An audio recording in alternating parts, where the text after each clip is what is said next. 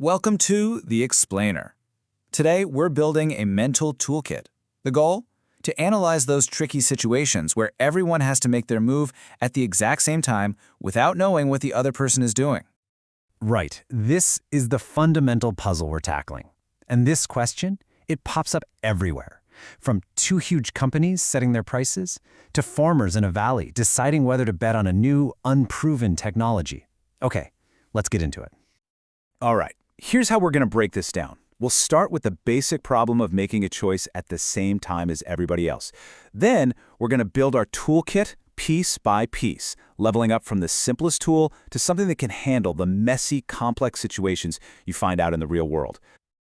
First up, the simultaneous choice problem. Yeah, this is all about what happens when you have to make your move before you can see theirs. So, what exactly is a simultaneous move game? Well, it's any strategic interaction where you have to lock in your choice before you see what anyone else is doing. Think about bidders in a sealed auction. Once that bid is in, it's in. Or like we said, farmers picking a crop for the season. Your profit doesn't just depend on your own choice. It depends on what everyone else chooses too. So, let's grab our first tool. When you're faced with this kind of uncertainty, is there ever an obvious, just plain best move? Well, sometimes there is, and this tool helps us find it. A dominant strategy is, well, exactly what it sounds like. It's the single best thing you can do, period. It doesn't matter what your competitor does. If they raise their prices, lower them, whatever. If you have a dominant strategy, your best move is always the same. If one of these exists, any rational person is going to choose it. It's the simplest solution in our entire toolkit. But here's the catch, and it's a big one. In most of the really interesting, high-stakes games, in business, in life, there isn't one single best move that works against everything your opponent might do. Your best move actually depends on their best move. And this is where our first simple tool just isn't enough. We need something a bit more sophisticated. So, let's upgrade. We're adding one of the most powerful and honestly famous ideas in all of economics, thanks to the brilliant John Nash. We are talking, of course, about the Nash Equilibrium.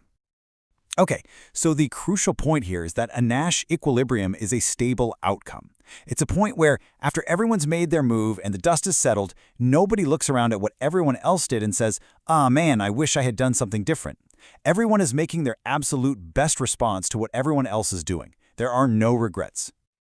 Let's make this real with a simple little game. We've got two farmers, and they can each choose to adopt tech A or tech B. The numbers in the boxes are just their payoffs. You can see, if they both choose the same tech, they both do pretty well. But if they pick different ones, they can't coordinate, and they both get 0. Now to find the equilibrium, we check each player's best response. Let's put ourselves in Farmer 1's shoes.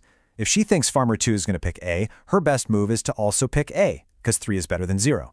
If she thinks Farmer 2 is going to pick B, then her best move is B, because 4 is better than 0. Simple enough. And here's the thing. Because this game is symmetrical, the same exact logic applies to Farmer 2. His best response is always just to match whatever Farmer 1 does. And this process shows us exactly where the stable outcomes are. We just look for the boxes where both players are making their best move, where we've starred both of the payoffs. And look at that. We have two Nash equilibria, both choosing A or both choosing B. In either of those stable outcomes, neither farmer would regret their choice. Now, this is a fantastic tool, but it's built on a really big assumption, that everyone knows the rules of the game, and, crucially, that everyone knows the payoffs for everybody else. The real world, of course, it's a lot messier. It is full of secrets. So let's see how this builds. What happens when you're playing a game, but you don't really know your opponent? You don't know their motivations, you don't know their costs or their values. This is what we call a game of incomplete information. You know, in most real-world situations, players have private information. One farmer might have a really low cost to adopt a new technology, while another finds it very expensive. In an auction, every single bidder has a private valuation for the item that nobody else knows. This is the fog of war in strategy. Each player has a private type that's hidden from the others, and suddenly our standard Nash equilibrium tool just isn't enough anymore. To cut through this fog, we need our final and most powerful tool. This is a major upgrade. We need to start thinking like a Bayesian and use the Bayesian Nash Equilibrium. Now, this concept is a total game changer, and it requires us to shift our thinking in 4 key ways. First, players have types. That's their private info. So Farmer 1 might know her own costs are low, but she doesn't know Farmer 2's. He could be a high-cost type or a low-cost type. Second, your strategy isn't just one move anymore. It's a whole plan. It's a rule that says, if my costs are low, I'll do this. But if my costs were high, I would have done that. Third, because of all this uncertainty, you can't calculate an exact payoff. Instead, you calculate an expected payoff. You play the odds. You might think, 50% chance Farmer 2 is low cost, 50% he's high cost, and you weigh the outcomes. And finally, for everything to be in equilibrium, your plan has to be the best plan for every possible type you could be, based on your beliefs about everyone else. This quote right here, it gets to the very heart of it. You're not just asking, what should I do anymore? You're creating a complete contingency plan for every possible version of yourself, based on whatever private information you happen to have. It's a much more powerful way to think strategically. So after all that, let's just take a step back and look at the awesome set of tools we've just put together in this explainer.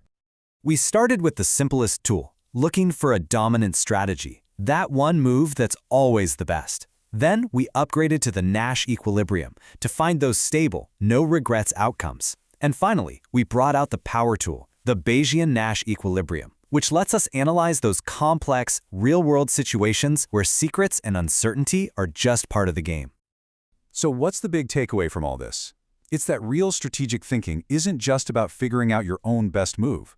It's about putting yourself in your rival's shoes, considering all the different types they could be, and then calculating your best plan based on those probabilities. It's about learning to master uncertainty. Now that you have this toolkit, you're going to start seeing these simultaneous games everywhere. In your career, in negotiations, maybe even in your social life. The real question is, now that you can see them, how are you going to play? Thanks for joining us.